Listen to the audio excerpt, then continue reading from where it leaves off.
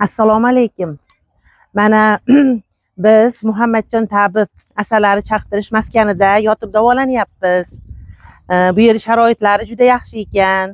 Bu yerga men Andijon shahridan davolanish uchun kelganman. 15 yildan beri polartrit, revmatizm kabi kasalliklar meni bezovta qiladi. Mana kelganimga 5 kun, 6 kun bo'ldiki, men o'zimni juda yengil his qilyapman. Juda yaxshi davolashar ekan. Muolajalar vaqtida bemorlar ko'yiniga qarab juda yaxshi davo kurslari olib borilyapti.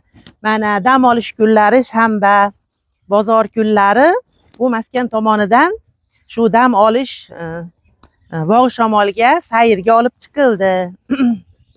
Mana hammamiz sheriklarim Qoraqalpog'istondan, Sirdaryodan, Xorazm, Toshkentdan, barcha boshqa viloyatlardan ham kelishgan. Shular bilan birga maza qilib toza havoda, bahor ko'klam, mana chiroyli manzaralarda madaniy hordiq chiqarib yuribmiz.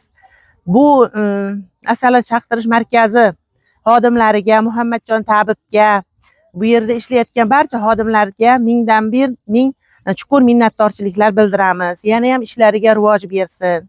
Allohim bizga shunchalik shifo berganiga shukr. Bularni sabab qilib Allohim yana ham boshqa bemorlarga yordam ko'rsatishga tilakdoshmiz. Rahmat.